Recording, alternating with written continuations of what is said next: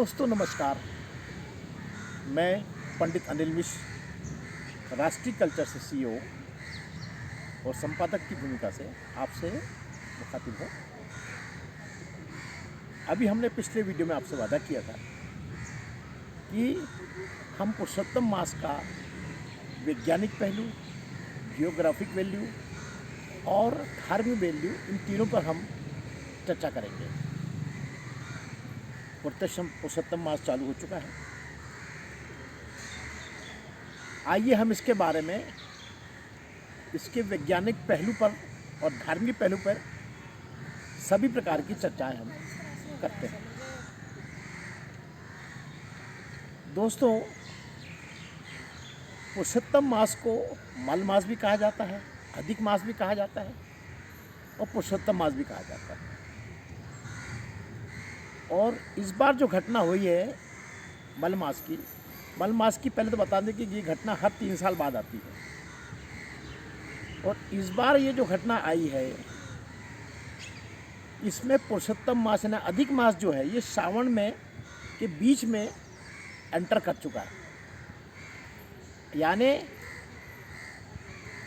श्रावण मास के अंदर पहुंचने वाली जो घटना है, ये पृथ्वी पर 17 साल बाद हुई है। 17 साल से पहले अभी तक श्रावण में पुरुषोत्तम मास नहीं आया था। तो ये एक प्रकार से बड़ा अद्भुत योग हो गया है। अद्भुत योग कैसा हो गया है कि आप गौर करिए कि साल में एक दिन ऐसा होता है जब हरिहर दोनों की पूजा एक साथ होती है। याद करिए, नरक चतुर्दशी के दिन जो है, हम विष्णु जी को बेलपत्र चढ़ाते हैं और शंकर जी को तुलसी चढ़ाते हैं। यानी वो दोनों के समन्वय का एक बड़ा प्रतीक दिन है नरक चतुर्दशी, जो कि दिवाली के बाद पड़ता है, दिवाली के त्यौहार में पड़ता है। अब आप देखिए कि ये 17 साल के बाद अलौकिक घटना इसलिए है कि जो हम एक दिन पूजा करते हैं हरिहर की, ये हमको 2 मास करने का सौभाग्य प्राप्त हुआ है। श्रावण में शंकर जी की उपासना भी होती है और पुरुषोत्तम मास के एंटर होने से 1 महीने दोनों की पूजा होगी। शिव जी की भी आराधना होगी और विष्णु जी की भी आराधना होगी। तो इससे आप देखिए कि इसमें कितना बड़ा पुण्य छुपा है इस संयोग का। इसलिए ये 17 वर्ष के बाद इसकी जो है अलौकिकता का उल्लेख किया गया है। अब आपको बता दूं कि ये अधिक मास होता क्या है और अधिक मास क्या है। ये इसको मल मास भी कहा गया है, इसको पुरुषोत्तम मास भी कहा गया है। ऐसा क्यों? तो आपको बताएं कि साल में 12 महीने होते हैं, ये आपको ही मालूम है। 1 महीने में 30 दिन होते हैं, ये भी आपको मालूम है। 2 पक्ष होते हैं, शुक्ल पक्ष और कृष्ण पक्ष। शुक्ल पक्ष चालू होता है तो चंद्रमा पूर्ण रहता है, फिर धीरे धीरे घट के चले जाता है अमावस की तरफ। ये घटना जो है हर 15 दिन में रिपीट होती रहती है। तो इस प्रकार से 2 पक्ष होते हैं और इसमें 2 आयन होते हैं। साल में 2 आयन होते हैं, उत्तरायण और दक्षिणायन। माघ से चालू होता है उत्तरायण, आषाढ़ से चालू होता है दक्षिणायन। उत्तरायण का आपको याद है कि नहीं? भगवान जो अपने महाभारत में जो भीष्म थे, उन्हें उत्तरायण सूर्य होने का रास्ता देखा था अपना प्राण त्यागने के लिए। तो ये उत्तरायण और दक्षिणायन 2 घटनाएं ऐसी होती हैं साल में। अब इसी प्रकार 2 वर्ष होते हैं साल में, एक सूर्य वर्ष है, एक चंद्र वर्ष है। तो चंद्र वर्ष की में भी 12 महीने होते हैं और सूर्य वर्ष में भी 12 महीने होते हैं। चंद्र वर्ष के जो 12 महीने हैं, चैत्र, बैसाख, ज्येष्ठ, आषाढ़, श्रावण, भादो, क्वार, कार्तिक, अगहन, पूस, माघ, फाल्गुन। ये चैत्र पक्ष के हो गए, चैत्र माह के हो गए। और सूर्य माह के भी 12 महीने होते हैं, जिसमें मेष, वृषभ, कर्क, कन्या, तुला, मकर, धनु, वृश्चिक, धनु और कुंभ, मीन, ये इतनी इसके 12 महीने होते हैं। तो ये 2 प्रकार के जो वर्ष हैं, इनमें जो दिनों का डिफरेंस है, यही मल मास का मूल कारण है। यानी जो सूर्य वर्ष है वो 365 दिन, 15 घटी, 31 पल और 30 विपल का होता है। इसी प्रकार जो चंद्र वर्ष है वो 354 दिन,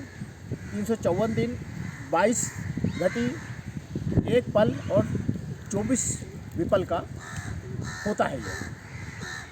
तो इन दोनों का जो डिफरेंस है, ये डिफरेंस से क्या होता है कि हर वर्ष में ये 10 दिन 53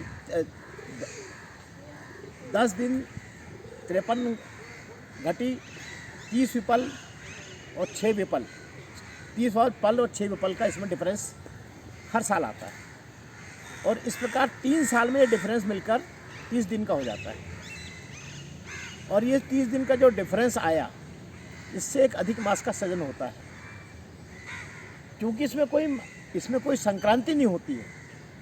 सूर्य की इसमें संक्रांति नहीं होती है, इसलिए निस्तेज है। ये निस्तेज होने के कारण इसको मलमास कहा गया। तो ये घटना जो है अपने आप में दुर्लभ है कि सूर्य चंद्रवर्ष की जो संक्रांति चलती है, सूर्य जो है अलग राशियों में जाते हैं, तो ये संक्रांति जो होती है, जिस माह में संक्रांति नहीं होती है उसको मलमास कहलाता है वो। और चूँकि सूर्य की संक्रांति उसमें नहीं होती है, इसलिए उस निस्तेज होने के कारण उसको मलमास माना गया है। और चूँकि 12वें से 13वां महीना है जो कि 3 वर्ष में आता है, इसलिए इसको अधिक मास कहा गया है। अब आपको बताते हैं कि पुरुषोत्तम मास क्यों कहा गया है इसको। मल मास को कोई भी ऋषि मुनि तपस्या के लिए प्रेफर नहीं करता था, 3 साल में आता है वो। और इस निस्तेज है, उसमें सूर्य का उसमें संक्रांति नहीं होने से निस्तेज है। सूर्य जो है, आपको एक बड़ी गूढ़ जानकारी दे रहा हूँ, इसके बारे में विस्तृत वीडियो बनाएंगे कभी हम। सूर्य की का प्रकाश जो है, ये ई एनर्जी MC स्क्वायर का फार्मूला याद रखिएगा, कभी अपन इस बारे में चर्चा करेंगे। तो हमारी जो शक्ति है, शक्ति का संचार जो है वो सूर्य का प्रकाश माना गया है। जिसमें शक्ति का संचार नहीं है वो निस्तेज है। निस्तेज है मतलब उसमें इलेक्ट्रॉनिक मूवमेंट नहीं के बराबर है, इसलिए उसको मलमास कहा गया है। और इसलिए ऋषि मुनि ने उसको तपस्या के लिए प्रेफर नहीं किया। इसलिए मलमास बड़ा दुखी था कि मेरा सृजन करने का फ़ायदा क्या है, जब उसमें कोई तपस्या ना करे तो उसमें क्या फ़ायदा है। तो वो विष्णु जी के पास मलमास गए और उन्होंने अपनी व्यथा बताई कि मेरा उदय होने का फ़ायदा क्या है जब उसमें कोई तपस्या ही नहीं करता। तो विष्णु जी को भी इस पर दया आई, लेकिन उस समय चल रहा था द्वापर काल। तो विष्णु जी कृष्ण जी के पास लेके आए द्वापर काल में, कृष्ण जी के पास लाए और भाई कहा कि भाई देखो, इसका निवारण करो, ये तुम्हारे काल की उत्पत्ति है। ये बड़ा महत्वपूर्ण शब्द है, तुम्हारे काल की उत्पत्ति है। तो कृष्ण जी ने उसकी कहा कि भाई बताओ तुम्हारी व्यथा क्या। और जब उसकी दारुण कथा उन्होंने सुनी मलमास की, तो कृष्ण जी भी द्रवित हुए कि नहीं, तुम्हारे साथ न्याय होना चाहिए। तो उसको उन्होंने अपने जो अपना लोक था उसमें उसको स्थान दिया और उस पर अपना वरद हस्त रख के उसको ये आशीर्वाद दिया कि आज से तुम पुरुषोत्तम मास हुए, और इसमें जो उपासना करेगा वो सीधा मोक्ष प्राप्त करेगा। इसलिए पुरुषोत्तम मास की जो महत्व है, सारे महीनों से उसका महत्व अपने आप चौगुना हो गया। इसमें जो तपस्या करता है उसको 4 गुना लाभ मिलता है। और इस बार तो और भी अच्छा है कि इस बार तो श्रावण मास की पुरुषोत्तम मास की एंट्री हो गई है। तो हरिहर की तपस्या, वाह वाह, यानी आपको कर्म, योग, तप, ज्ञान, सब चीज़ों का समावेश इसमें अपने आप हो गया है। और पृथ्वी के इस साइक्लिक मूवमेंट के डिफरेंस को हमने बताया कि पुरुषोत्तम मास कहते हैं। लेकिन ये मूवमेंट जब से पृथ्वी बनी तब से नहीं था। ये भी एक बड़ी अलौकिक कथा है। ये मूवमेंट का डिस्टर्बेंस ब्रह्मा जी को डालना पड़ा। क्यों? ये कथा भी सुनिए आप कि सजन क्यों हुआ इसका। सजन इसलिए हुआ कि जब हिरण्यकश्यप ने तपस्या करी और ब्रह्मा जी से वरदान मांगा कि मैं अमर होना चाहता हूँ, तो ब्रह्मा जी ने कहा भाई देखो ऐसी तो कोई विधि का विधान है नहीं, मरना सबको पड़ता है, तुम कुछ और मांगो। तो वो हिरण्यकश्यप बहुत बुद्धिमान था। उसने कहा अच्छा ठीक है, मैं ना दिन में मरूं ना रात में मरूं, ना 12 महीनों में मरूं, ना घर में मरूं ना बाहर मरूं, ना आदमी से मरूं ना जानवर से मरूं। इस प्रकार से उसने अपना लिमिटेशन ऐसा बांध दिया और हर उसमें ब्रह्मा जी को तथास्तु कहना पड़ा उसकी तपस्या को देखते हुए। अब जब उसको वरदान दे के ब्रह्मा जी आ गए तो उन्होंने सोचा कि इसको मैंने वरदान तो दे दिया है, अब ये राक्षस प्रवृत्ति का है, इसलिए इसका दुरुपयोग भी करेगा, ये भी मैं जानता हूँ। लेकिन वरदान देना तो मेरी मर्यादा है कि जो मेरी तपस्या करेगा उसको वरदान देना, मेरे को अपनी भक्ति देना ही पड़ेगा। वो अपनी भक्ति दे के ही भगवान कोई वरदान दे सकते हैं। इसलिए आपने देखा कि हर भगवान तपस्या करते हैं, वो शक्ति प्राप्त करके रखते हैं कि उनके भक्तों को वो कुछ दे सके। तो ब्रह्मा जी ने सोचा कि इसको मैंने वरदान तो दे दिया है और ये इसका गलत उपयोग भी करेगा, उनकी प्रवृत्ति इसकी तामसिक है, तो इसके मरने की व्यवस्था कैसे की जाए। तब उन्होंने पृथ्वी के इस सौरवर्ष चंद्रवर्ष के मूवमेंट में, यानी ग्रहों के मूवमेंट में ये डिफरेंस डाला कि सूर्यवर्ष जो है 365.15 उसका हो गया और चंद्रवर्ष जो है 254 पॉइंट कुछ का हो गया दिन का। ये डिफरेंस जो बना इसी से पुरुषोत्तम मास बना, जो कि 3 साल में बढ़ के वो 30 दिन का होता है, बल्कि 3.25 साल में हो जाता है। 3.25 साल में ये डिफरेंस हो जाता है। तो इस प्रकार से सृजन करने के लिए ब्रह्मा जी को बड़ी परिश्रम करना पड़ा और तब इस अधिक मास में हिरण्यकश्यप के प्राण लिए गए। और क्योंकि घर में भी नहीं मारना था, बाहर भी नहीं मारना था, इसको देहरी पे मारा गया। ना आदमी मारे ना जानवर मारे, इसलिए नरसिंह अवतार हुआ। तो नरसिंह अवतार का जो मेन कारण जो है, ये उससे जुड़ी हुई कथा परशुराम जी अपने पुरुषोत्तम मास की है। पुरुषोत्तम मास अगर ना होता तो नरसिंह अवतार भी इनको नहीं मार सकते, क्योंकि 12 महीने में किसी महीने में मरने का उसका विधान नहीं था।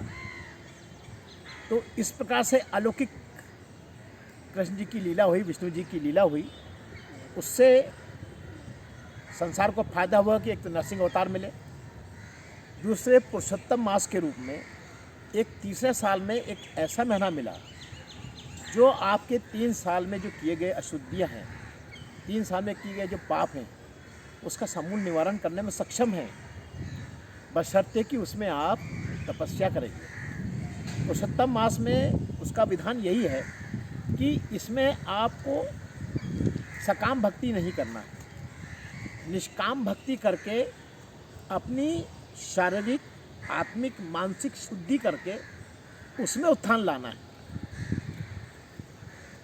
जिससे कि आप आने वाले 84 करोड़ योनियों के लिए आपका स्थान जिस योनि के लिए अभी लग रहा है उससे ऊंची योनि में जाए।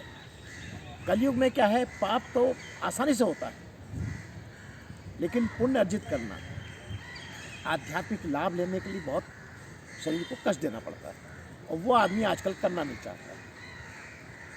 सत्यनारायण की कथा करेंगे साहब और सत्य कभी बोलेंगे नहीं, कैसे लाभ मिलेगा आपको। कोई अगर बाबा आ गए तो उसके लिए करोड़ों की भीड़ आप देख लीजिए, करोड़ों की भीड़ है, और खूब प्रवचन सुना बैठ के और पूरा उसके लिए कष्ट उठाए, बरसात ठंड सब में बैठे। जैसे ही बाबा गए तो क्या उनके प्रवचन, क्या वो सब भूल गए। बड़े बड़े ग्रंथ की पूजा करेंगे, सिर पे उठा के शोभा यात्रा निकालेंगे, लेकिन ग्रंथ को आत्मसात करने का कोई समय तो दो उसको। आप उसी में खुश हो गए, पूजन पाठ उसकी आरती करके कि इससे पुण्य लाभ मिल जाएगा। अरे ग्रंथ इसलिए पूजित हुआ है क्योंकि उसमें ऐसे अमूल वचन हैं जिसको आपको समझना है, सीखना है। अगर वो नहीं करोगे तो ग्रंथ की पूजा करने से आपको क्या मिलेगा? आपको कुछ नहीं मिलेगा। ग्रंथ को पढ़ने से मिलेगा, अध्ययन करने से मिलेगा, अध्ययन करने के बाद आत्मसात करने से मिलेगा। आत्मसात करके आपको प्रायोगिक उसका प्रयोग करना पड़ेगा। उससे जो उसमें समाज के लिए लाभ बताए हैं, जो व्यक्तियों को लाभ देने की बात है, वो बताने पड़ेंगे लोगों को और उनके लिए करना पड़ेगा, तब जाके आपको पुण्य मिलता है। इस बात को मनुष्य समझना नहीं चाहता, इसलिए परेशान है। इसलिए मेरा आपसे निवेदन है कि पुरुषोत्तम मास थोड़ा ही बचा है, अभी भी आप जो है 10 दिन अच्छी कठोर तपस्या कर लें। और चूँकि चतुर्मास में है, इसलिए आज में आप योग निद्रा, जैसे मैं पहले बताया था, योग निद्रा करिए, आप तपस्या करिए, शरीर को तपाइए, जाप करिए, आप जो है ग्रंथ का दान करिए, आप गरीब छात्रों के लिए छात्रवृत्ति दीजिए, जो ऐसे पुण्य के काम है। वृद्धाश्रम जाके वृद्धों की सेवा करिए, गौशाला में जाके गैया की सेवा करिए, गाय की सेवा करिए, और जितने अच्छे काम आप कर सकते हैं वो इन चतुर्मास में, पुरुषोत्तम मास में जरूर करें, तभी इसका आपको अनुपम फायदा मिलेगा। जैसे मैंने आपको पिछले एपिसोड में बताया था कि जब मनुष्य इस संसार से जाता है तो 2 गठरी लेके जाता है, एक पुण्य की और पाप की, और कुछ नहीं लेके जाता है। सारा धन यहीं, सारा वैभव यहीं, सारा आपका गौरव यहीं, सारी आपका मान सम्मान यही, ये 2 चीज़ लेके जाता है। और ऊपर जाने के बाद इसी का आकलन किया जाता है, जिसको हमारे हिंदुओं में बोलते हैं चित्रगुप्त करते हैं, दूसरे धर्मों में किसी और का नाम लिया जाता है। वह इसका आकलन करते हैं कि इसने कितने पाप किए हैं, कितने पुण्य किए। जितने पाप किए उसकी सज़ा ये है, जितने पुण्य किए उसकी सज़ा ये है, इसका फ़ायदा इसको ये है। और उसका जो मूल जो कैलकुलेशन निकलता है वो कंप्यूटर से निकलता है। मतलब वो समझ लो उनके कंप्यूटर हमारे कंप्यूटर से बहुत बड़े हैं, उसमें कहीं भी भेदभाव नहीं होता है, कोई उसमें चापलूसी नहीं चलती है। इसलिए जो आपका कर्म का रिजल्ट आएगा उसके हिसाब से आपका भाग्य तय होगा, आपकी योनि तय होगी। अगर अच्छे काम किए हो तो मानव योनि मिलेगी, और बुरे काम किए तो उसके नीचे फिर 84 करोड़ योनि में आप कहाँ जाओगे। आप क्या समझते हैं कि जो बड़े बड़े स्मगलर्स हैं, बड़े बड़े जो आतंकवादी हैं, इनका क्या मोक्ष मिल रहा है?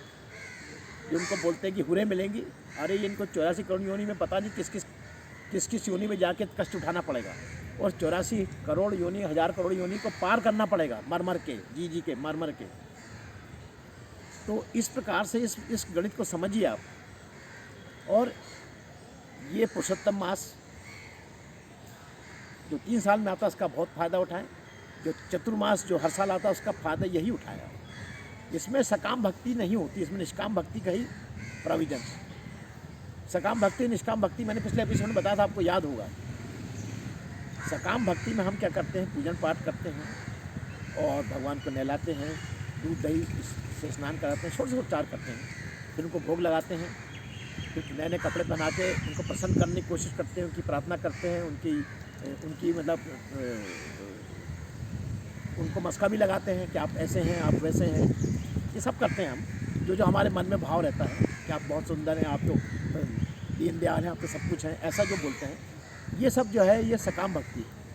और निष्काम भक्ति ये होती कि उसकी जो मूल भावना को समझो आप।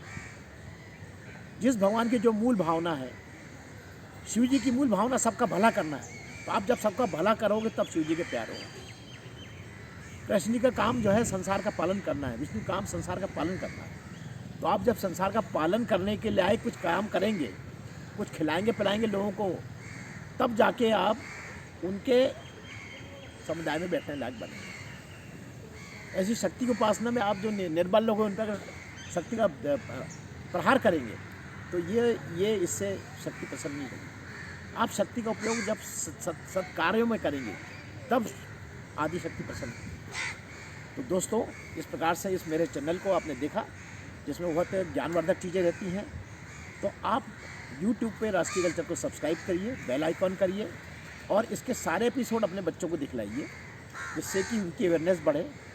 और आप जहाँ जितने व्हाट्सएप ग्रुप हैं उसमें भी डालिए, जिससे कि ज़्यादा से ज़्यादा इस धार्मिक चीज़ों का प्रसार हो। जो लोगों के मन से ये चीज़ें निकल गई हैं उस फिर से वापस आएँ और उसका ज़्यादा से ज़्यादा फायदा आदमी के लाभ उठा पाएँ। धन्यवाद। मैं पंडित अनुज।